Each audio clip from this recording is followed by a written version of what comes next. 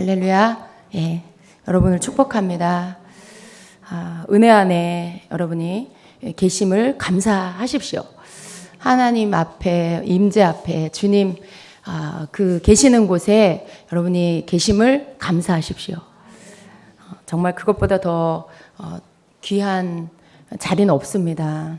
여러분이 이 시간에 여기에 나올 때 그런 마음으로 이 시간 오늘 내가 주님을 만나리라, 오늘 내가 주님의 말씀을 들으리라, 나를 향하여 말씀하시는 그 말씀 앞에서 내가 깨닫고 싶다, 변화되고 싶다, 여러분 그런 마음으로 오신 줄로 믿습니다. 그 마음이 변하지 않게 하세요. 그 마음이 여러분에게서 굳어지지 않게 하십시오. 그럴 때 하나님의 은혜가 여러분에게서 떠나지 않을 것이고 계속해서 여러분이 더 주님께로 가까이 나올 수 있도록 인도해 주실 것입니다.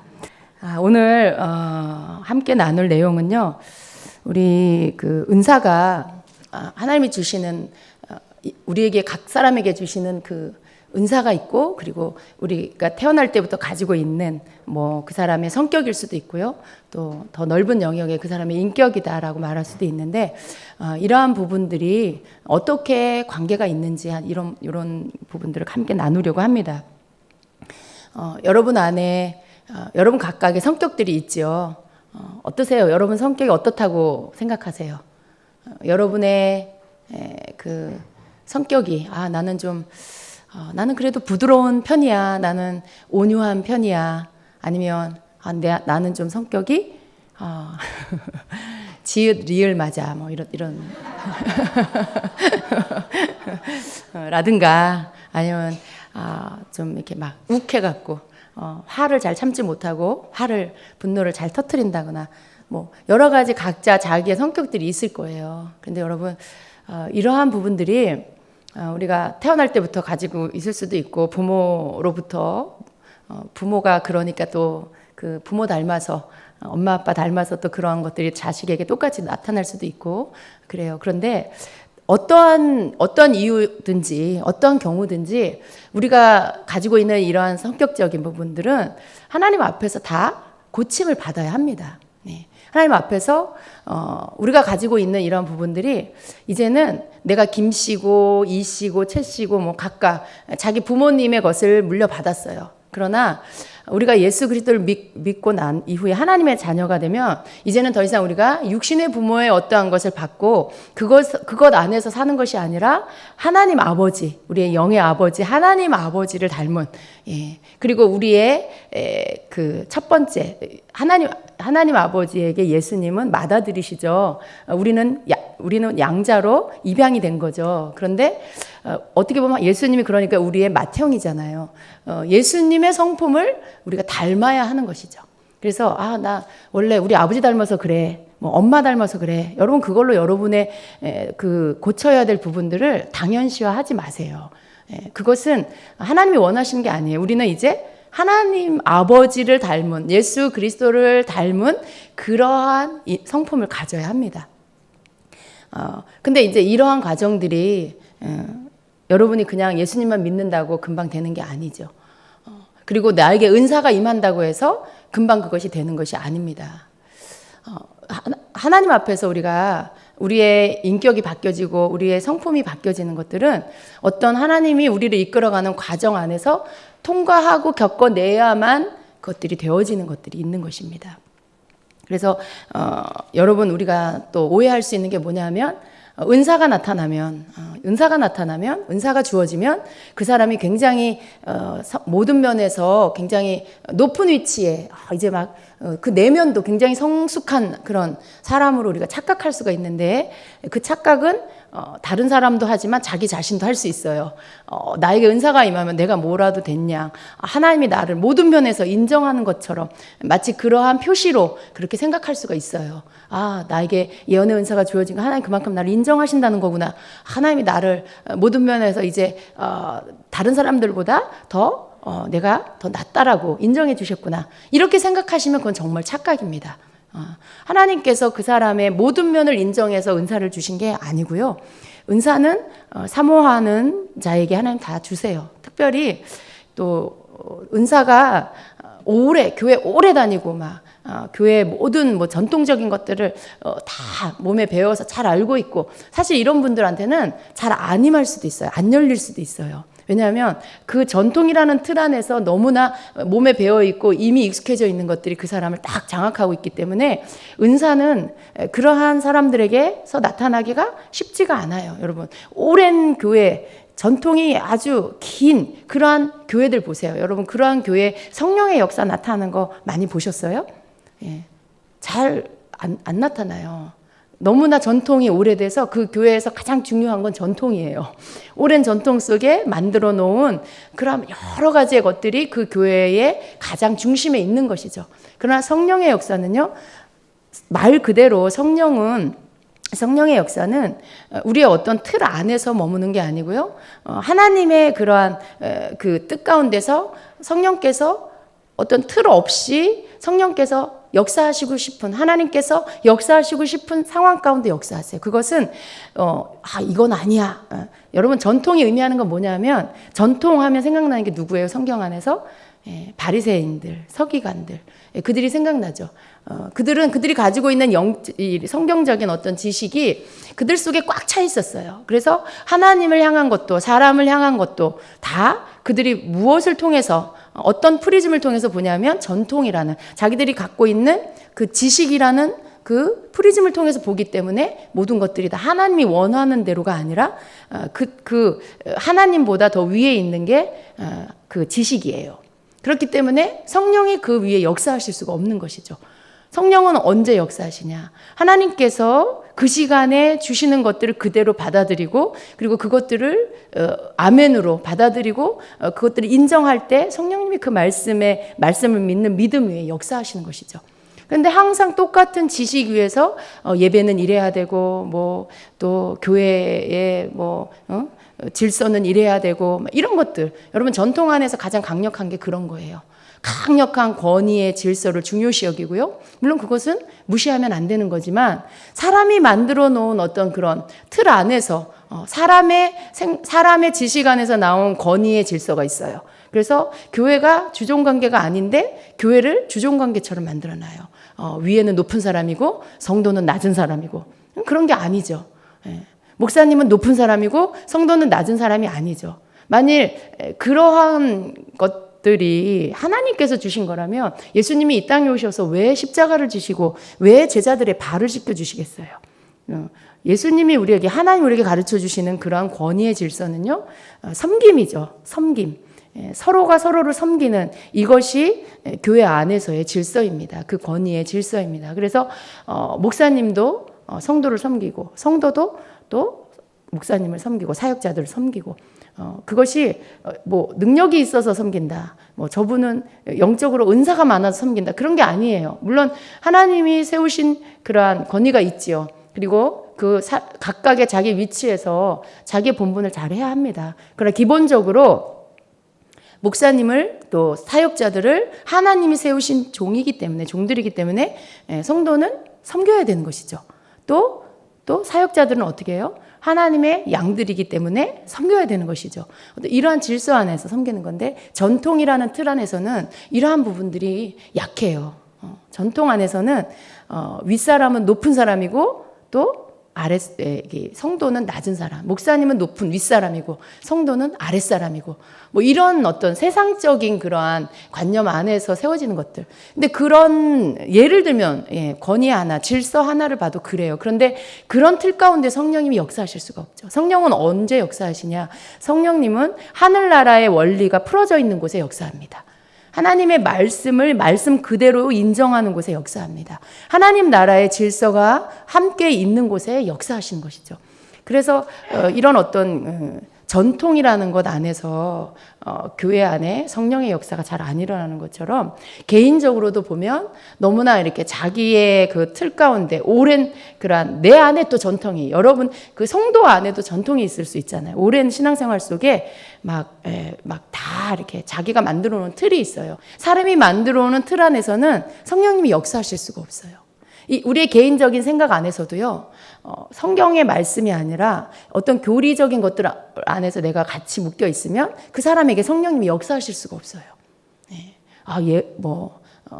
잘못된 성경과 다른 어떤 그런 그 지식들이 그 안에서 그 사람을 붙잡고 있으면 그 사람 안에 성령님이 역사하기가 너무나 힘든 것이죠. 그런데 그런 게 없어. 그런 게 없어. 심지어 성경에 대해 아직 잘 몰라. 그러니까 교회에 와서 이제 배우기 시작하고, 예를 들어 성령이 강력하게 역사하는 교회에 초신자로 와서 이제 말씀을 막 배워가고 그 말씀을 그대로 아멘으로 받고 알아갈 때 오히려 그 사람에게요, 성령의 은사는 더 빨리 나타날 수가 있는 거예요.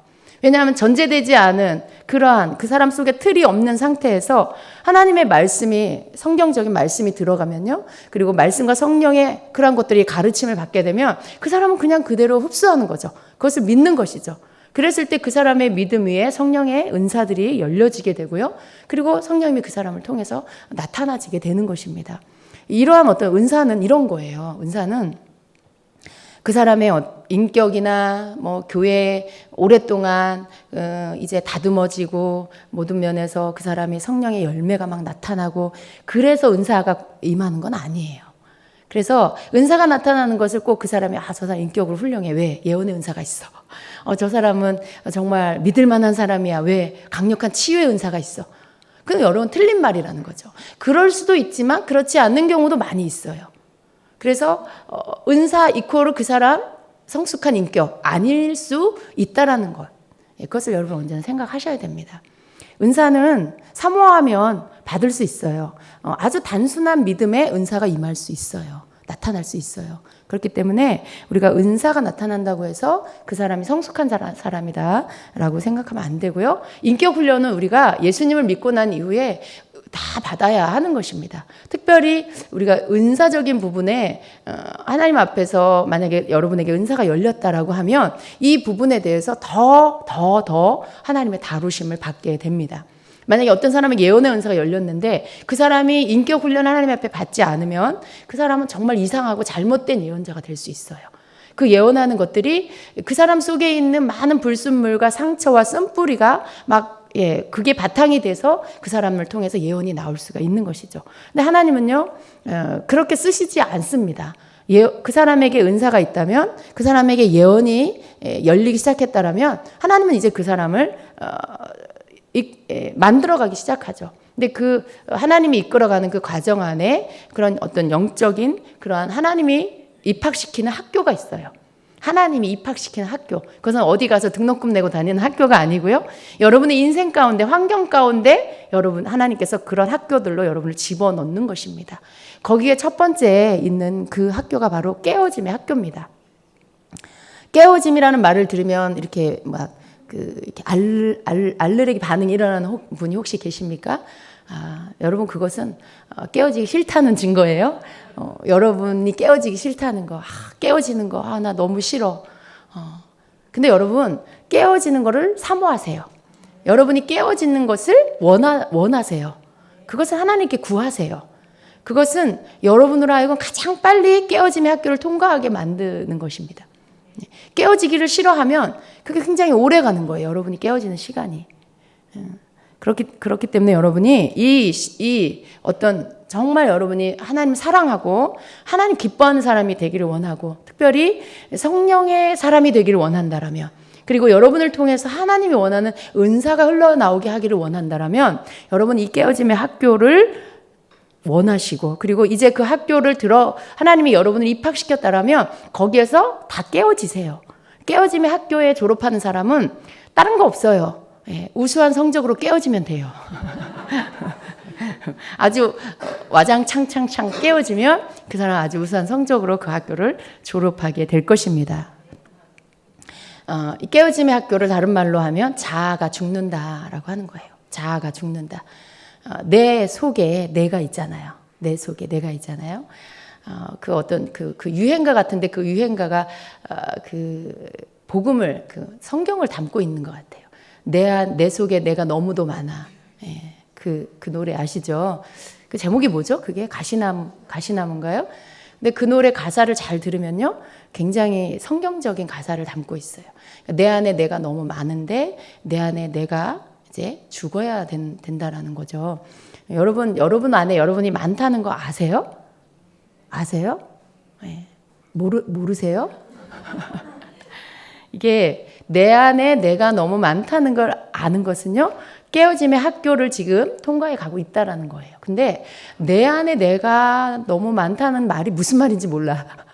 그런 분 혹시 계시면 그분은 이제 아직 입학도 안 한 거예요. 그 학교에. 예, 아직 내 안에 내가 너무 많아. 그럼 내가 나지. 무슨 내가 내 안에 있지. 그럼 내가 내 안에 딴 사람이 있겠어? 이러는 분. 혹시 여러분 중에 그런 분이 계신다라면 여러분 아직 이 학교에 들어가지도 않은 거예요. 근데 하나님 앞에 우리가 서려면, 하나님 앞에 우리가 하나님 기뻐하는 사람으로 서려면 깨어짐 학교에 반드시 들어가야 됩니다. 그래서 여러분이 첫 번째 반응, 그래, 내 안에 내가 너무 많아. 주님, 내 안에 내가 아닌 주님이 계시기를 원합니다. 나를 깨뜨려 주시옵소서. 적어도 여러분 이 기도를 할 줄 아셔야 돼요. 네. 적어도 이 기도를 하나님 앞에 할 줄 아셔야 되고, 더 나아가서는 이 기도가 여러분의 매일의 기도가 돼야 합니다. 이 기도가 알기는 아는데 이 기도가 안 나와. 하나님, 어서 좀 이 시간들 지나가게 해주세요. 하나님, 내가 너무 이제 지쳤습니다. 언제까지입니까, 하나님? 막 이러고 있다. 대체 언제까지입니까, 하나님? 막 이러고 있다. 아직 그 사람 멀었어요. 네. 그러니까 여러분에게서 나오는 하나님 앞에 이 깨어짐의 학교를 통과하면서 여러분에게 나오는 그 기도가 정말 죽었다라면 그 죽음의 증거가 나타나야 돼요. 그것은 하나님, 내 안에 조금도 내가 남아있지 않게 해주세요. 네. 하나님, 내 속에 나의 그런 찌꺼기조차도 없게 해주세요. 나는 완전히 죽게 해주시고 내 안에 예수 그리스도만 나타나게 해주세요. 이 기도가 여러분의 중심에서부터 나올 때 그때 여러분이 깨어진 거예요. 깨어졌기 때문에 그 기도가 나오는 것이죠. 그래서 여러분이 지금 몇 학기인가 이 깨어짐의 학교에서 지금 몇 학기를 보내고 있는가를 알려면 여러분이 입술에서 하나님 앞에 진실한 어떤 그 기도가 어떤 언어의 기도가 나오는지를 여러분이 보시면 그게 여러분의 학기가 몇 학기인지 졸업반인지 아니면 이제 입학한 건지 한 학기를 보냈는지 한 학년을 보냈는지 어느 정도 여러분이 가늠할 수가 있게 되는 것입니다. 그런데 여러분 우리가 이 자기 자아가 죽는다는 거 너무나 좋은 거예요. 우리가 이것이 깨어지고 나면 이제 어떤 변화가 있을까요? 우리가 이 자아가 죽지 않을 때에는요. 그 모습이 어떠냐 하면 내 속에 내가 옳다라고 생각하는 것들이 되게 많아요. 내 주장, 내가 옳다라고 생각하는 거, 내가 배운 지식, 그게 나의 신이에요. 막 어디 가서든지 내가 알고 있는 지식을 막 나열해. 막 아는 척을 하고 막 이것을 막 펼쳐놓고 그러면서 그 마음 깊은 곳에는 뿌듯한 거죠. 내가 뭔가를 더 많이 안다라는 것 때문에. 여러분 그게 내 자아에서 나오는 것들이에요. 그리고 내가 확신하고 있는 것. 그게 하나님께로부터 온 것이 아닌데도 그 확신을 절대로 굽히지 않아요. 어떤 나의 그러한 자아로부터 나오는 것들에 이렇게 나를 드러내는 것들을 굽히지 않아요. 그것을 끝까지 고수하려고 하는 고집이 있습니다. 이게 이제 내 자아로부터 나오는 것들이에요. 여러분 잘 이제 들으시면서 여러분은 어떠한가 한번 점검해 보시기를 바랍니다. 내 경험이 전부예요. 이제 내가 경험한 것들, 그게 진리예요. 그래서 언제나 그 경험을 토대로 하나님의 뜻이 아니고 하나님의 말씀이 아니고 내가 경험한 것들이 나를 이끌어가는 그런 힘이에요. 그래서 그 경험을 토대로 항상 방향을 결정하고 그렇게 살아가는 사람, 그 사람은 아주 자아가 아직은 살아있고 강한 사람인 거죠. 어떤 확신과 고정관념이 사람에게로부터 온 것들, 내 경험으로부터 온 것들로 딱 굳건하게 세워져 있는 것, 그것이 또 자기 자아가 강한 사람의 모습입니다. 우리가 깨어지지 않은 그런 원래 상태, 그냥 엄마 뱃속에서 나온 그 본래의 모습, 그 자연인의 그 모습 안에는요, 사람 안에 굉장히 이렇게 완고한 것들이 있어요. 고집스러운 것들, 그리고 뭔가 이기적이고 욕심을 부리고 강팍한 것들이 있습니다. 굉장히 이렇게 다른 사람에 대해서 날카로운 이러한 것들이 있죠. 그런데 이러한 것들이 우리 안에 있는데, 그거 뭐 사람 안에 다 있는 거 아니에요? 우리가 그렇게 반응하면 안 되고요. 다른 사람과 나를 비교하는 게 아니에요. 왜냐하면 그 사람이나 나나 다 똑같은 자연인이에요. 우리가 우리 자신들의 그 상태를 보려면 말씀이라는 거울을 대야 돼요. 하나님 앞에서 말씀이라는 거울을 우리 내면 안에 비추어야 하는 거죠. 그래서 그 하나님의 말씀에 위배되는 내 모습은 다 버려야 할 것들입니다. 내가 아무리 저 사람보다 온유하고 내가 아무리 저 사람보다 인품이 더 나아도 내 안에 말씀의 거울에 비추어서 하나님 말씀에 아닌 것이 있으면 그 사람은 아직 자기 자아가 깨지지 않은 것입니다. 그래서 그 기준은 아무리 이 땅에서 사람들의 칭송을 받고 훌륭하다고 말을 해도 그 사람과 비교하는 게 아니고 하나님 말씀에 나를 비추는 것입니다. 그랬을 때 이러한 어떤 하나님 말씀에 위배되는 내 모습들이 있을 때 그것은 깨어져야 하고 버려져야 할 그러한 나의 자아의 모습인 것입니다. 이 부분들을 이제 여러분이 하나님 앞에서 하나님이 여러분에게 이렇게 드러내게 하실 거예요. 하나님이 사랑하는 사람은요, 절대로 자연인 상태로 두지 않아요. 그것은 버린 자예요. 만약에 하나님께서 아무 간섭도 안 하신다. 나를 고치시지도 않고 나를 변화시키시지도 않고 원래 예수 믿지 않았던 때의 모습으로 그냥 나를 내버려 두신다. 그 사람은요, 버림받은 사람이에요. 하나님이 사랑하는 자는요, 절대 그렇게 하시지 않아요. 하나님이 사랑하는 자에게는 그 사람을 어떻게 해서든지 이 깨어짐의 학교에 집어넣어서 그 사람 속에 그 자아를 깨뜨려 주십니다. 거기에 여러 가지, 여러분 생각해 보세요. 고집이 깨지려면 얼마나 힘들겠어요? 내 완고함이, 내 인간적인 어떤 확신과 내 지식이 깨어지려면 얼마나 힘들겠어요? 그 힘든 가운데 내가 원래 자리 잡고 있는 내 모습이 있는데 그걸 바꾸려니까 얼마나 힘들어요. 그 깨어짐을 경험할 때 고통이 있는 거예요. 내가 느끼는 건 고통인 거죠. 근데 그러한 상황에 하나님께서 우리를 집어넣으시는 것이죠. 근데 그 시간을 통과하고 나면 이제 그것들이 깨어지면서 내가 버려야 할 모습들, 내가 버려야 할 요소들이 다 이렇게 드러나게 되는 것입니다. 그리고 이제는 내가 벗어놓은 그 껍질이 무엇인지를 내 눈에 보여지게 돼요. 아, 내가 이렇게 고집스러운 사람이었구나. 내가 이렇게 강팍한 사람이었구나.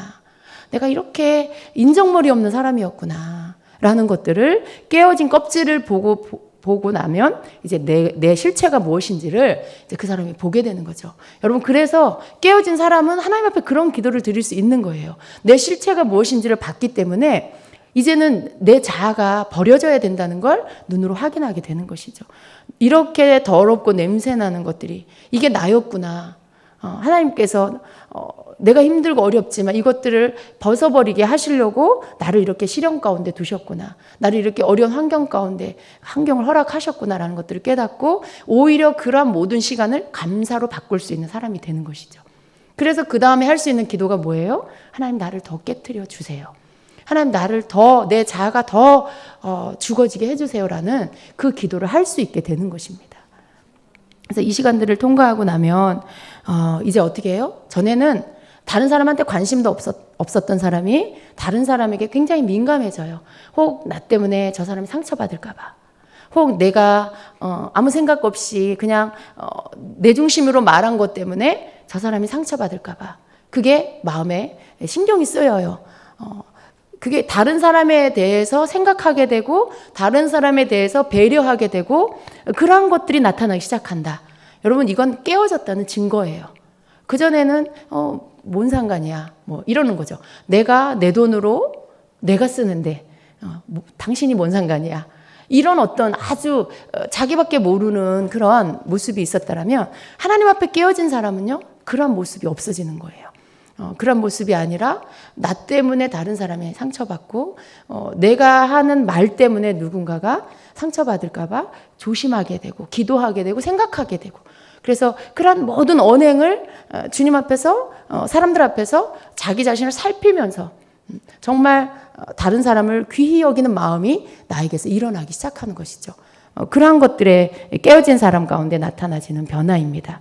그리고 다른 사람의 필요를 이렇게 누군가가 뭔가가 어려운 이야기를 들으면 그 마음이 같이 그 짐을 지게 되는 거예요. 깨어진 사람은 누군가가 어렵다 그러면 그 이야기를 들으면 그 짐이 나에게로 와서 기도를 해주든지 도와주든지 뭔가 그 사람을 위한 것들을 내가 뭔가를 하게 되는 거, 뭐 이런 변화들이 일어나게 되는 것이죠.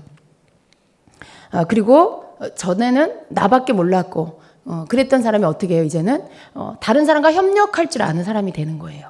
도와주고 협력하고 함께하고, 그러니까 나 외에 다른 어떤 그런 두 사람, 또 내가 함께 모이는 그런 내 공동체, 뭐 또 내가 함께하는 내 셀, 또 더 나가서 교회 공동체, 또 여러분의 가정, 뭔가 여러분이 속한 영역 안에서 그 무리 안에서 그 연합을 힘쓰는 사람이 되는 것이죠.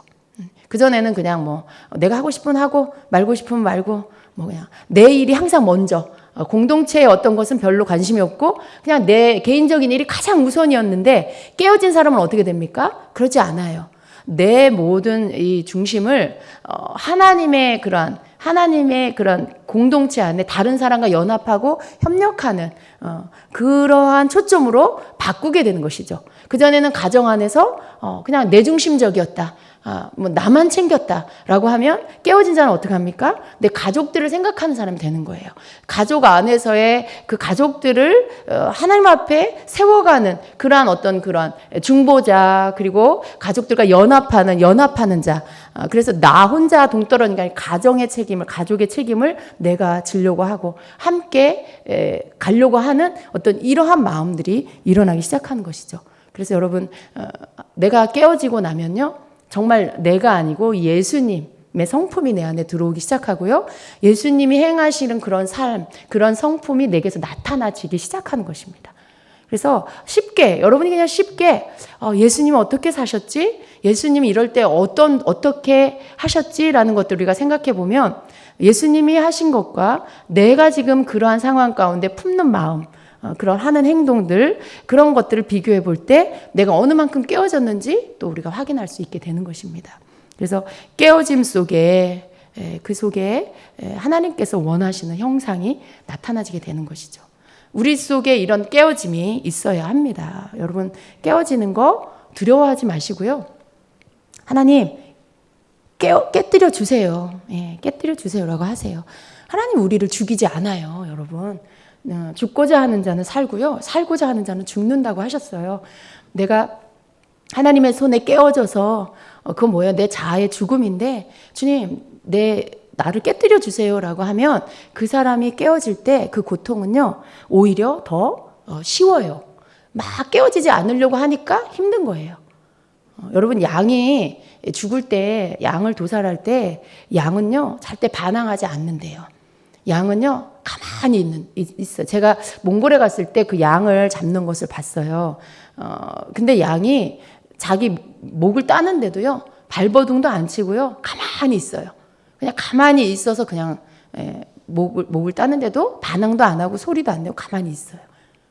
근데 하나님께서 예수님을 어린 양이다, 세상 죄를 지고 가는 어린 양이다 하신 이유가, 그런 어떤 실제로 양의 모습 속에 반항하지 않고 죽음을 당할 때 그냥 가만히, 예수님도 죄가 없으신 분이 하나님의 뜻에 순종하여 우리를 위해서 십자가에 자초하여 십자가에 달리셨어요. 근데 그러한 어떤 내가 그냥 기꺼이 내가 깨어지려고 하고 죽으려고 할 때 여러분 막 반항하고 막 이러면 어떻게 돼요? 더 힘들죠. 닭을 잡는데 닭이 막 이렇게 안 죽으려고 하잖아요. 오늘 또 이렇게 잔인한 얘기를 많이 하네요. 닭 목을 딱 쳤는데 그 닭이 죽지 않고요, 퍼덕퍼덕 살아서 머리 없는 채로 뛰어다닌대요. 정말 그런데요. 닭이 설 잡으면 목이 없는 채로 아직도 살아서 그렇게 뛰어다닌대요. 여러분, 우린 그런 모습으로 하나님 앞에서 우리가 죽을 때, 깨어질 때 그렇게 닭처럼 되면 안 돼요. 목이 잘렸는데 여러분 막 살았다고 뛰어다니지 마세요. 깨질 때는 완전히 그냥 깨져버리세요. 하나님 나를 그냥 완전히 깨뜨려 주세요 라고 하셔야 되는 거예요. 예수님처럼, 그 양처럼 그냥 기꺼이 죽는 거죠. 근데 그 죽음 이후에 예수님 안에 있는 우리는 뭐가 있습니까? 부활이 있어요. 부활이 있어요. 그 부활은 우리가 마지막 때 예수님 오실 때 우리의 육체가 죽었다가 부활한 단지 그 부활만 있는 게 아니고요.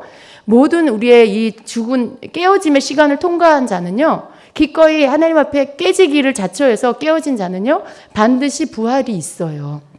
그것은 내가 죽고 내 안에 예수님으로 다시 살아나는 부활이 있습니다. 그리고 이것은 우리를 향한 하나님의 뜻이에요. 그래서 우리가 깨어져야 돼요. 깨어져야 돼요. 그래서 깨어지고 나면 우리 안에서 이제는 새로운 성품들이, 새로운 예수님의 성품들이 나타나기 시작합니다. 그렇게 되어져야 합니다. 하나님이 우리를 사랑하시기 때문에 모든 면에서 우리를 이렇게 만들어 가시는 그러한 시간들이 있어요. 그것을 여러분이 계속 여러분 자신을 고수하려고 그냥 나를 끝까지 나를 바꾸지 않으려고 하나님 앞에 발버둥 치고 그럼 어떻게 됩니까? 계속 여러분은 어떤 이 깨어짐의 학교에서 오랫동안 학교를 다녀야 돼요. 어떤 사람은 1년, 2년에 이 학교를 졸업하는데 어떤 사람은 막 10년을 다녀 이 학교를. 그러면 안 되잖아요. 깨어짐의 학교라는 것은 시련의 학교예요. 연단의 학교예요. 근데 이 시간을 오래 다닌다는 것은 그만큼 고집이 세다는 거고 그만큼 완고한 그 마음이 그렇게 있는 것이죠. 그러나 우리가 빨리 죽고 빨리 깨어지고 그렇게 할 때 이 부분들이 우리의 삶 안에서 빨리 지나가고 그리고 정말 향기가 내 속에서 내 언어에서 향기가 나고 내 행동에서 향기가 나고 내가 다른 사람을 바라볼 때 내 눈에서 정말 빛이 그 사랑의 빛이 나가고 여러분 그런 사람이 될 수가 있는 것입니다. 그리고 두 번째 학교가 바로 겸손의 학교인데요. 여러분 겸손 너무 많이 들었죠? 겸손해야 하는 거. 특별히 여러분 가운데에서 이렇게 은사가 나타나지고 성령의 사람으로 살려면 겸손은 아주 필수예요. 만약에 내가 겸손하지 않다라면 은사적인 부분 또 성령의 성령에 붙잡힌 바 되고 성령과 함께하는 사람이 될 때 그 사람은 성령이 아닌 다른 영을 받게 되고요. 그 다른 영에 의해서 조종당하는 사람이 될 수 있어요. 겸손이 아니면 뭐예요? 교만이에요. 둘 중에 하나예요, 여러분. 내가 겸손하든지 아니면 교만하든지예요. 겸손하지도 않고 교만하지도 않다. 어떻게 알아요, 여러분? 그런 상태는 없어요. 여러분, 내가 겸손하든지 아니면 교만하든지. 겸손하지 않으면 그 사람은 그 속에 교만이 숨어 있다라는 거예요. 그래서 우리는 겸손 학교에서 교만을 버리고 겸손을 배워야 합니다. 교만한 사람에게 겸손의 이 부분들을 배우지 않은 사람에게 은사가 나타난다라면 굉장히 문제가 많이 일어나게 되는 것입니다. 여러분 은사는 하나님 것이지요. 하나님 거예요. 우리에게 이렇게 나누어 주시는 거예요. 성령이 그 뜻대로 우리에게 나누어 주시는 거예요. 근데 그 은사가 만약에 겸손이라는 것을 통과해서 배우지 않은 사람에게 그런 어떤 은사들이 나타나졌을 때 그 속에 숨어 있는 교만이 은사 때문에 그 속 바깥으로 드러나게 그 교만이 바깥으로 드러나게 하는 어떤 그런 역할을 하게 돼요. 은사가. 은사는요. 그야말로 은사는 초자연적인 능력이잖아요. 성령의 은사는 초자연적인 하나님의 능력이에요. 그런데 이 평범한 사람에게서 하나님의 초자연적인 능력이 나타날 때 사람들은 대부분 어떻게 해요? 그 은사가 나타나지는 사람을 굉장히 우월하게 봐요. 그 사람을 굉장히 높이는 경향이 있어요. 그러다 보면 이 사람 속에 겸손이 아닌 교만이 숨어 있다가 사람들이 그 사람을 우월하게 보고 그 사람을 높이면 그 교만이 지금이 나의 때구나. 바로 이때가 나의 때구나. 이때를 위함이구나. 하나님이 나를 이때를 위해서 만드셨구나 하고 바깥으로 드러나기 시작하죠. 자기를 드러내고 자기를 높이는 이러한 일들이 드러나기 시작합니다. 말씀을 막 아무데나 갖다 붙이는 거예요. 여러분 근데 절대로 하나님이 이때를 위해서 그 사람을 이렇게 있게 하신 게 아니고요. 바로 내 안에 교만이 있었구나라는 것을 발견하게 되는 시간이 되어야 합니다. 하나님이 주시는 은사는 굉장히 좋은 것이지만 또 한편으로 굉장히 위험해요. 우리가 이러한 어떤 인격의 훈련의 학교들을 통과하지 않으면 가지고 있는 그 은사는 나를 망하게 하는 것들이 될 수 있다는 것입니다. 나를 망하게 할 뿐만 아니라 다른 사람도 망하게 하는 것들이 된다는 것을 기억하셔야 돼요. 은사가 내 것이 아니라는 것을 꼭 우리는 언제나 명심해야 되고요. 은사를 쓸 때마다 항상 나를 부인하고 그리고 주님의 것이고 주님이 하셔야 된다는 것들을 인정하는 것. 이것은 겸손에서부터 나오는 것입니다. 많은 경우에 잘못되어지는 그 은사를 사용하는 사람들을 보면 어때요? 내가 쓰는 거예요. 이렇게 내가 쓰는 거. 겸손이 교만이 죽지 않은 그런 상태에서 은사를 사용하게 되면 내가 고치고 내가 예언하고 내가 뭔가 능력을 행하고 뭐 이런 기적을 베푸는 것도 내가 하는 이런 것들이 되어버리는 것이죠. 그래서 교만으로 인해서 교만은 이제 그 사람의 무릎을 채우고 허리를 채우고 교만은 그의 머리를 덮는, 어디서 많이 들어본 말씀이죠. 기름 부음이 그 사람을 덮는 게 아니라 교만이 그 사람의 머리까지 채워지는 그러한 상황에 빠질 수 있게 되는 것입니다. 그래서 은사가 준비되어지지 않은 상태에서 나타나지기 시작하고 것들을 쓰기 시작하면요, 그러면 오히려 그 사람은요, 은사를 안 받은 것이 오히려 더 나을 뻔한 그런 상태로 갈 수 있어요. 그만큼 은사는 사람을 교만하게 할 수 있는 것입니다. 여러분 생각해 보세요. 한국 교회에 일어났던 그런 교주들을 한번 생각해 보세요. 그 사람들이 처음부터 그러지 않았어요. 그런데 강력한 하나님의 능력이 주어지면서 교만해지기 시작했고요. 그리고 잘못된 길로 가고 결국은 하나님의 자리에 자기가 앉게 되는 그 교만의 극치에까지 가게 되는 일들이 생긴 것이죠. 그래서 은사가 좋은 것이지만 준비되지는 않은 상태에서 그 사람에게 나타나기 시작하고, 그리고 그 상태에서 관리하지 않으면 그것은 그 사람을 마귀에게 붙잡히게 하는 그러한 그런 어떤 그 도구가 될 수밖에 없는 것입니다. 그래서 겸손의 학교를 우리가 통과해야 돼요. 겸손은 졸업하는 게 아니에요. 깨어짐의 학교도 마찬가지지만 한 번 그 학교를 우리가 이렇게 통과하고 나면요, 이제는 전에는 보지 못했던 것들을 볼 수 있는 눈이 열립니다. 전에는 내 자아를 보지 못했던 사람이 깨어짐의 학교를 통과하면 내 자아를 볼 수 있는 눈이 열려요. 무엇이 나고 무엇이 주님인지 분별할 수 있는 눈이 열린다는 거예요. 무엇이 악한 영인지 분별할 수 있는 눈이 열리는 거예요. 나를 위하고 내가 내 이익을 생각하고 내가 뭔가 나를 챙기려고 한다. 그것은 내 자아인 거죠. 그런데 주님을 생각하고 주님을 높이고 주님을 위하고 있다. 그것은 주님이 깨어진 깨어짐 속에서 들어온 주님의 성품인 거죠. 그런 것들 여러분이 어떻게 반응하고 있냐를 보면 여러분이 지금 이것은 내 자아구나. 하나님 이 자아를 깨뜨려 주옵소서 하고 여러분이 얼른 그것들을 버리게 되는 거예요. 그전에는 막 30년, 40년 동안 버리지 못했던 것을 여러분이 깨어짐의 학교를 통과하고 나면 아주 빨리 그것들을 발견하게 되고 그것들을 하나님 앞에, 십자가 앞에 버리게 되는 은혜가 있는 것입니다. 겸손도 마찬가지죠. 우리가 이 겸손에 대해서 내 안에 교만을 볼 줄 아는 거, 그래서 그 교만을 회개하고 겸손을 하나님 앞에 구하기 시작하면요, 내 속에 겸손이 무엇이고 교만이 무엇인지가 구분이 돼요. 그랬을 때 내가 조금이라도 속에서부터 바깥으로 교만이 나오기 전에 내 안에 뭔가 꿈틀꿈틀 일어나는 그 교만성, 교만의 그 싹이 올라올 때 여러분이 겸손함을 배웠다라면 이게 교만이구나 라는 것들을 분별할 수 있게 되는 거예요. 여러분, 그게 은혜예요. 은혜예요, 여러분. 내가 교만이 행하면서도 교만한 줄도 몰라. 내 말에 교만이 철철 흐르는데, 교만이 막 뚝뚝 떨어지는데 그걸 자기는 분별을 못하고 있어. 그건 지금 겸손이 뭔지를 배우지 않았다라는 거예요. 겸손이 뭔지 배우고 하나님 앞에 교만을 버리고 겸손해 본 사람은요, 이제 내 속에서 일어나는 내가 내 안에 아직도 남아있는 그 육성 안에서 나오는 그 교만이 머리를 들고 또 나올까봐 언제나 살피는 자가 되는 것이죠. 하나님, 내가 하나님 앞에 늘 겸손히 행하게 해 주시옵소서.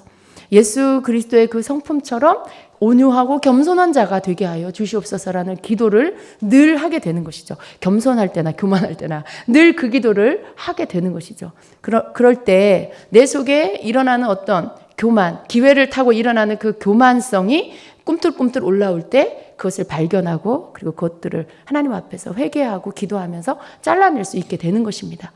또 그때를 놓치면 어떻게 됩니까? 교만이 행해버렸어. 교만한 말을 해버렸고 교만한 행동을 해버렸어. 그리고 나서 깨달을 수도 있어요. 그리고 나서 깨달을 수도 있어요. 그러나 그것도 은혜예요. 그 시간들이 그냥 지나가서 계속 그 교만의 상태로 가지 않고 조금 늦었지만 행동을 해버렸고 말을 해버렸는데 그리고 나서 깨달았다. 그때라도 회개할 수 있는 것이죠. 그때라도 하나님 앞에 돌이킬 수 있는 것이죠. 어느 때든지 깨닫는 건 은혜입니다. 여러분, 그래서 그 깨닫고 하나님 앞에 나의 교만을, 하나님 내 안에 이런 교만이 있었습니다. 하나님 오늘 내가 너무 마음이 붕 떠 있었습니다. 하나님 내가 주님이 아니고 내가 영광을 받았습니다. 뭔가 여러분 그런 거 볼 줄 아셔야 돼요. 뭘 막 이제 여러분이 뭔가를 했는데 결과가 너무 좋아. 막 이게 어깨가 여기까지 올라갔어. 그러면 이제 어떻게 되는 거예요, 여러분? 그 사람 발이 이렇게 땅에서 떨어져서 이렇게 떠다녀요. 막 이렇게 뭐라도 된 줄 알고. 근데 여러분 그게 교만이에요. 그게 교만이에요. 뭔가 잘 됐을 때를 조심해야 돼요. 교만은 잘못됐을 땐 별로 교만할 일이 없어요. 근데 뭔가 성과가 좋고 결과가 좋으면 항상 그때는 조심해야 되는 거죠. 그래서 우리 속에 막 이렇게 막 붕붕 이렇게 뜨는 마음이 막 기쁘고 너무 기뻐도 너무 기쁘고 막 흥분돼도 너무 흥분돼 막 룰루랄라야. 그때 조심하셔야 되는 거예요. 그때 하나님 앞에 그 모든 영광을 올려드리고 내가 아니고 주님이 하셨습니다. 주님이 하셨습니다. 그리고 그 영광을 하나님께 올려드릴 때 교만이 올라다가도 그냥 사그라져 버려요. 근데 여러분 이런 어떤 여러분이 뭔가를 주의 일을 하거나 주님 뭔가 좋은 일을 하고 났을 때 찾아오는 어떤 그 뒤에 찾아오는 것들, 그런 감정들, 기분들, 그 속에 교만이 숨어 있다는 것을 꼭 기억하시고요. 그것들을 하나님 앞에 내가 취하는 것이 아니라 그 영광을 내가 취하는 것이 아니고 하나님 앞에 그대로 올려드리면 그것이 여러분 그냥 한 번 더 걸치는 절차인데요. 그걸 통해서 교만은 자리를 잡지 못하게 되는 것입니다. 하나님 이 영광을 주님께 올려드립니다. 주님이 하셨습니다. 저를 도구로 써주셔서 감사드립니다. 하나님 영광 받아주세요. 이렇게 여러분이 이 기도를 하나님께 올려드리면 여러분이 하는 그 고백의 기도를 통해서 교만이 내가 설 자리가 없구나 하고 꼬리를 감춰버리게 되는 것이죠. 여러분 이러한 어떤 겸손 안에서 내가 살 수 있도록 나를 관리하는 거, 그건 누가 해주는 게 아니에요. 여러분 자신이 하는 거예요. 여러분 겸손하면 누가 나에게 해주는 게 아니에요. 누군가가 와서 지금 교만이 이렇게 올라오고 있어요. 조심하셔야 돼요. 여러분 누가 그런 말을 여러분에게 해줍니까? 그건 여러분 자신을 관리하셔야 된다라는 거예요. 우리가 육신을 관리하는 거는 눈에 보이니까, 거울에 보이니까 할 수 있어요. 그런데 우리 영혼 안에 일어나는 어떤 모습들은요, 우리가 잘 살피지 않고는, 그리고 항상 조심하지 않으면 어느새 나도 모르는 사이에 그것들이 꿈틀꿈틀 일어나서 내 안에서 자라나고 있다는 것을 보게 되는 것입니다. 그래서 항상 내가 나의 영혼을 관리해야 하는 것입니다. 이 겸손의 학교, 이 겸손함 속에서 이렇게 정말 무엇이 겸손일까? 성경에 보니까 겸손한 척하는 게 있어요. 예, 겸손한 척하는 거, 예, 겉으로 하는 겸손, 겸손의 모양은 겸손의 어떤 모양, 그런 모습들. 내가 사람들 앞에 함께 할 때 겉으로 보여지는 이렇게 막 고개를 깊이 숙여서 인사를 하고 또 항상 이렇게 뒤로 나는 못해요 이렇게. 여러분 그런 겸손, 그 정도 수준에서의 겸손 안에 계십니까? 그것은 어쩌면 위장된 겸손일 수 있어요. 사람들 앞에 보이기 위한 겸손일 수 있어요. 진정한 겸손이 그 내면 안에 있어야 됩니다. 여러분 겸손한 자는요 자유한다는 걸 아셔야 돼요. 진정으로 겸손한 자는요 나를 내세울 게 없기 때문에 포장하지 않아도 돼요. 나를 이렇게 포장해서 그럴듯한 사람처럼 보일 필요가 없는 거예요. 왜냐하면 내가 원래 이런 사람이라는 걸 인정하기 때문에 내 부족한 모습, 내 이런 흠이 있는 모습, 내 이렇게 연약한 모습을 보여지는 것에 대해서, 거기에 대해서 어떤 두려움이나 아마 거기에 대해서 사람들이 나를 어떻게 볼까, 사람들이 나를 뭐라고 평가할까, 이런 것들에 대한 두려움이 벗겨진 것이죠. 왜냐하면 내가 그럴듯한 사람, 괜찮은 사람으로 보이려고 나를 포장한다는 것은 겸손이 아닌 것이죠. 그것이 벗겨졌기 때문에 원래 모습 그대로 내가 그냥 보이는 거에 대해 아무렇지도 않은 거죠.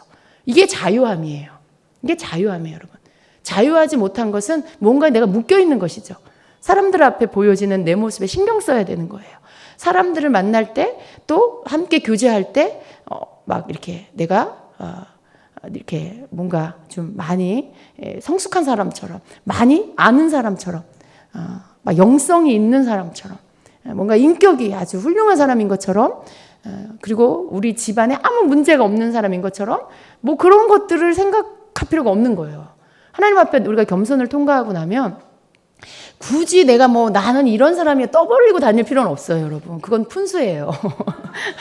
아유, 나는요, 뭐, 자기 흠을 자기가 막 이렇게 막 일부러 말하고 다닐 필요는 없어요. 그런데 함께 이렇게 나눠야 될 시간들이 있잖아요. 함께 교제하는 속에 나를 드러내야 할 시간이 있잖아요. 여러분이 셀 모임 안에서 뭔가 자기를 나누면서 그렇게 나를 보여야 하고 내가 어떤 사람인지 내 삶이 어떤지를 보여야 할 때가 있잖아요. 근데 그 속에서도 나를 얘기하지 않아. 나는 이렇게 다 이렇게 감추고 막을 딱 치고 나는 내 얘기는 절대 안 해. 나는 드러내지 않아. 다른 사람 얘기하는 건 다 듣는데 나는 딱 이렇게 베일에 감추고 있어. 여러분, 그거는 겸손한 게 아니에요. 이렇게 함께 뭔가를 나눌 때, 누군가가 자기를 오픈하고 이야기할 때 또 그 가운데 하나님께서 그 시간을 통해서 일하시는 것들이 있는 거죠. 누군가가 자기를 오픈할 때 그건 겸손하게 나를 보이는 거예요.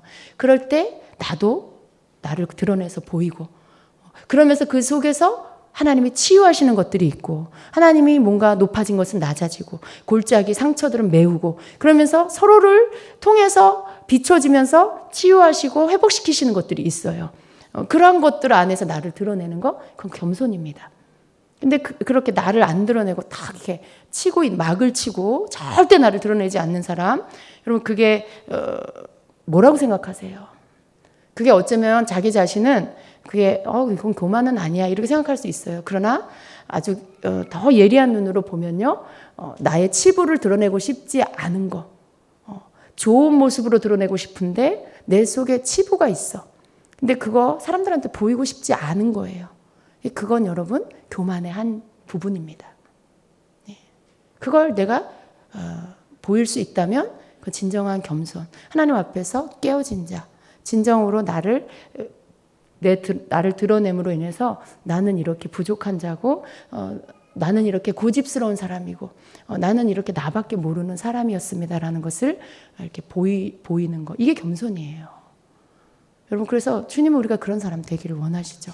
어디에서 자유함이 와요? 여러분, 자유라는 것은 내가 감옥에 있지 않으니까 난 자유인이야, 단지 그게 아닙니다.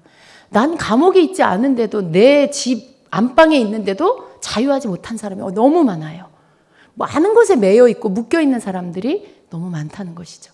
생각에 잡혀 있어요. 사람들의 시선에 잡혀 있고, 뭔가에 이렇게 물질에 매여 있고, 뭔가에 잡혀 있는 사람들, 묶여 있는 사람들 너무 많죠. 그런데 내가 자유한다라는 것은 그런 모든 것들을 내가 거기에 붙잡혀서 노심초사하고 이거 어떻게 이렇게 되면 어떻게 하나 저렇게 되면 어떻게 하나 막 그것 때문에 걱정하고 묶여 있는 거, 이게 자유하지 못하는 거죠. 근데 자유하다는 건 뭐예요? 그런 모든 상황이 여전히 있을 수 있어요. 그런데 그것이 이제는 더 이상 내가 어떻게 할 수 없다는 것을 깨닫고, 그리고 하나님 앞에 그냥 내어 맡기고, 그리고 내가 하나님 앞에서 하나님이 하실 거라는 믿음과 함께 하나님이 하십시오, 나는 할 수 없습니다라는 그 겸손의 기도를 드릴 수 있는 자, 그러한 사람이 진정으로 자유한 자입니다. 자유한 자, 다 문제가 해결돼서 자유한 게 아니에요. 바라보는 관점이 달라졌다는 것이죠. 그전에는 그게 다 내 짐이었고 내 문제였고 내가 어떻게 해야만 되는 것들이었는데, 깨어짐의 학교를 통과하고 겸손의 학교를 통과하면서 이제는 더 이상 이 부분들이 내가 할 수 있는 영역이 아니라는 것을 알고 그것을 하나님이 하셔야 된다는 것을 주님 앞에 내어드리고, 그리고 내 부족함을, 내 무능함을 하나님께 고백하고 인정하고, 그리고 그분 앞에 그것들을 맡기면서 주님이 하십시오라고 하는 그 기도를 드리는 것, 이것이 이렇게 할 수 있는 자가 진정한 겸손이고 그것이 진정한 자유한 자입니다. 하나님이 우리에게 자유 주시기를 원해요. 우리가 뭔가에 막 묶여있길 원치 않으세요. 네가 하려고 하느냐? 예, 여러분 막 우리가 뭐 걱정하고 근심하고 염려하면서 하나님 앞에 막 그것 때문에 그거 좀 해결해 달라고 기도하면 주님이 그래 내가 해결해 주마 그러시던가요? 그런 대답 듣는 것은 그렇게 흔하지 않아요, 여러분. 주님은 우리가 막 내가 뭔가를 하려고 내가 아직도 살아서 내가 뭔가를 하려고 하면 그럼 네가 해봐라 이렇게 말씀하시죠. 그러나 그 시간들에 다 내 힘을 소진하고 다 이젠 지쳤어. 할 힘도 없어. 능력도 여력도 없어. 주님 저 이제 못하겠어요. 그러면 뭐라 그러세요? 그래 그럼 이제 내가 하마 라고 하시죠. 주님은요 우리가 못하는 거 처음부터 아세요. 우리가 할 수 없는 걸 처음부터 알고 계셨어요. 근데 그걸 좀 깨닫고 인정했으면 좋겠는데 끝까지 어떻게 자기가 해보겠대. 자기가 어떻게 할 수 있대. 그러니까 주님이 그냥 가만히 계시는 거죠. 근데 우리가 내가 못합니다. 나는 그런 능력이 없습니다. 그걸 깨닫는 거. 나의 힘은 주님이시라는 거. 나의 능력은 주님이시라는 걸 깨닫고 그걸 고백하는 자. 그러한 자에게 진정한 자유함이 옵니다. 여러분. 얼마나 자유한 거예요. 내가 하려고 할 때는요. 내가 해야 돼. 내가 이루어야 되고 내가 감당해야 되고 내가 완성해야 되고 하니까 너무 많은 짐, 부담감, 압박감이 있는 거예요. 그것 때문에 거기에 눌려서 힘겨운 거죠. 그러나 이제 내가 할 수 없는 것, 내가 못한다는 걸 알았어. 그래서 이제 하나님께 다 내어 맡기고 내가 그렇다고 그걸 피해 도망가는 게 아니라 내가 그 자리에서 여전히 하지만 내 심령 안에 내 영혼은 뭐라고 고백해요? 하나님 나는 할 수 없습니다. 나는 정말 주님 아니면 나는 아무것도 할 수 없는 자예요, 주님. 주님이 함께 하셔야 되고 주님 날 쓰셔야만 주님이 날 쓰시는 거지 내가 뭘 하는 것이 아닙니다. 라는 이 진정한 깨달음 속에서 주님 앞에 드려지는 이 고백이 주님께 드려질 때 그때 그 사람은 어떤 압박감이 아니라 어떤 그 책임감이 아니라 하나님을 의지하여 하나님의 뜻에 순종하는 자의 모습으로 나아가게 되는 것입니다. 그래서 하나님이 그 사람을 쓰셔서 하나님의 뜻을 하나님의 일을 이루시는 것이죠. 여러분 우리는 이런 것들을 깨달아 가야 돼요. 우리 속에 이러한 어떤 내가 점점 더 없어지고 내가 하는 건 줄 알았는데 내가 아니고 내 안에 주님이 하시는 거라는 걸 알게 되고 그래서 하나님이 그러한 나를 들어 사용하실 때 또다시 교만에게 나를 내어주는 게 아니라 나를 하나님이 알게 하신 그 진리 안에서 계속해서 그것들을 놓치지 않고 인정하면서 기도하면서 나갈 때 계속 주님은 우리를 더 사용하시고 더 사용하시면서 하나님의 영광을 드러내는 자로 쓰게 되는 것이죠. 그게 가장 귀한 것입니다. 우리가 그렇게 주님 앞에서 배워진 것들을 잃어버리지 않고 늘 그 하나님의 가르침 속에서 서서 가는 자가 지혜로운 자예요. 지혜로운 자. 요즘에 우리 말씀 묵상 큐티 본문이 잠언입니다. 근데 그 잠언에 보면 지혜가 무엇인지에 대해서 계속 반복해서 말씀하고 있어요. 근데 그 참 말씀 속에서 보면 지혜로운 자가 되어야 되겠다라는 그런 마음이 많이 들지요. 근데 그 지혜는 딴 게 아닙니다. 정말 하나님께서 하나님 손안에 모든 것이 있다라는 것을 깨닫고 하나님 앞에 귀를 기울이는 거고 그분 앞에서 그분을 놓치지 않는 거고 하나님의 가르침 앞에서 내가 그것을 잘 붙잡고 그렇게 살아갈 때 그 사람이 지혜로운 자가 되는 거예요. 어리석은 자는 그 반대죠. 하나님을 무시하고 자기 뜻대로 살고 자기의 약은 어떤 인간적인 그런 약은 그런 장꾀 안에서 뭔가 이익을 취하려고 하고 이런 사람들 다른 사람에게 해를 끼쳐서라도 자기가 유익을 얻으려고 하고 뭐 이런 사람들이 미련한 자예요. 그러니까 우리가 지혜로운 자가 된다는 건 하나님께서 우리에게 가르쳐 주시는 삶의 그러한 모든 법칙들 그 원리들을 가르쳐 주셨을 때 배우고 깨닫고 그것을 계속 내 마음에 품고 기억하면서 그 원리대로 살아가는 그러한 자가 지혜로운 자인 것이죠. 주님께서 여러분에게 깨어짐의 학교를 통과하게 하고 겸손의 학교를 통과하게 할 때 여러분 그것을 여러분이 배우고요. 그리고 다시 돼지처럼 더러움에 다시 들어가서 딩구는 자가 되지 마세요. 왜 성경에서는 돼지가 더러운 어떤 그런 욕심과 미련한 자의 그 모델이냐 하면요. 돼지는 깨끗하게 씻어줘도 어떻게 돼요? 그 자기의 더러운 우리 안에 막 오물을 막 똥 싸고 오줌 싼 그 우리 안에서 또 그 더러운데 다시 뒹굴어요.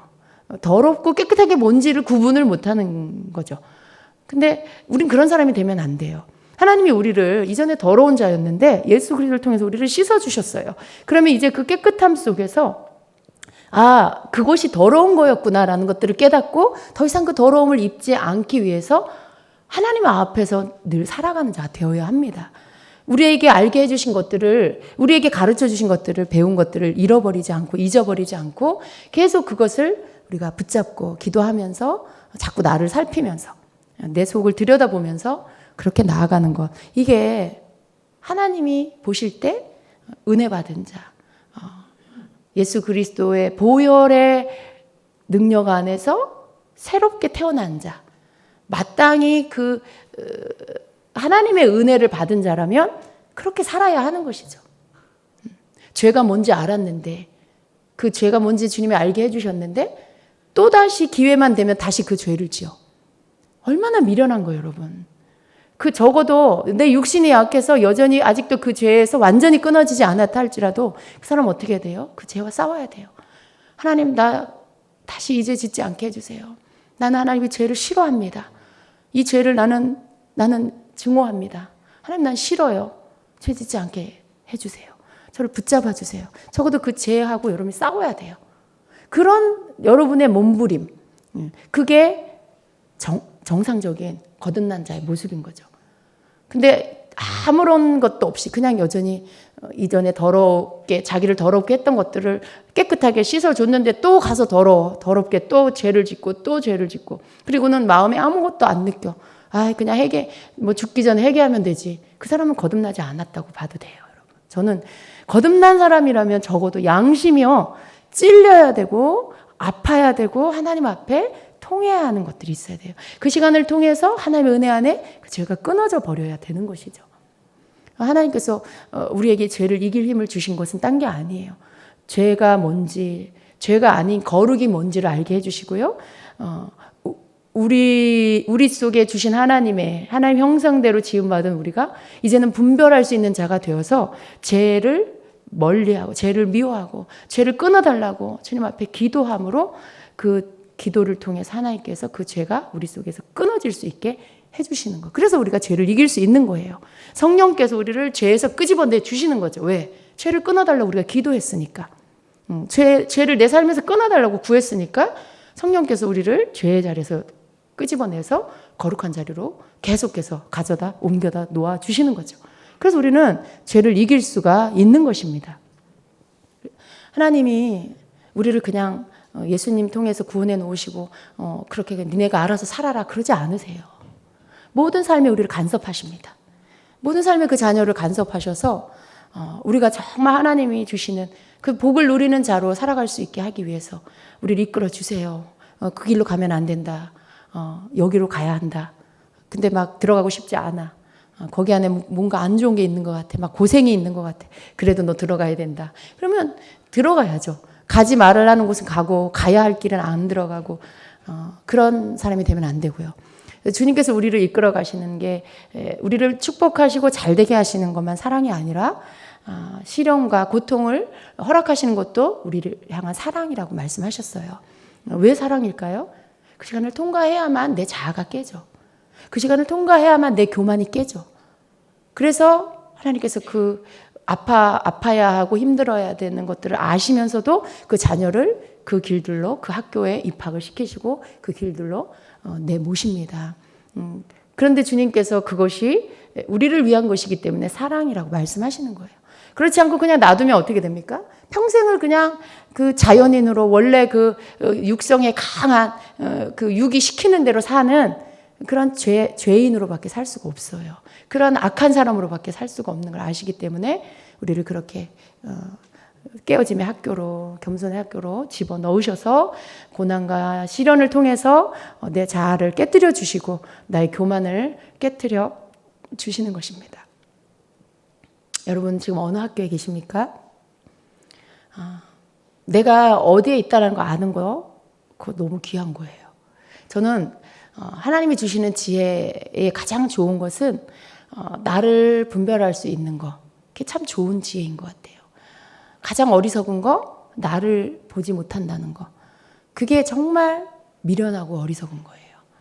내가 지금 어떤 상황에 무엇 때문에 이런 일을 겪고 있나? 나는 어떤 사람인가? 내 속에 무엇이 있나? 이런 부분들을 알려고 하셔야 돼요. 알려고 하세요. 하나님 나를 보여주세요.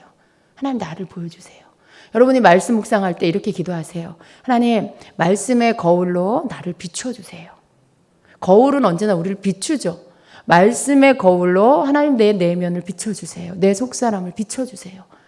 그래서 하나님 나의 속에 고쳐져야 될 것들, 또 씻어야 될 것들 하나님 보게 하시고 그것들을 고쳐 주시옵소서라고 그렇게 기도하세요. 내 눈을 열어 주의 말씀의 기이한 법을 알게 해 주시옵소서라고 또 기도하시고. 여러분, 이런 어떤 기도는요, 나를 보기 원합니다라는 거예요. 나를 알기 원합니다. 하나님께 간청하는 것이죠. 하나님은 우리가 우리 자신을 발견하고요. 그래서 나를 인정하는 기도하기를 원하세요. 우리가 제대로 하나님 앞에 하나님 원하는 기도를 드리면 하나님은 즉각적으로 응답하세요. 즉각적으로. 하나님 마음에 합한 기도가 올라가면 하나님은 정말 빨리 응답해 주세요.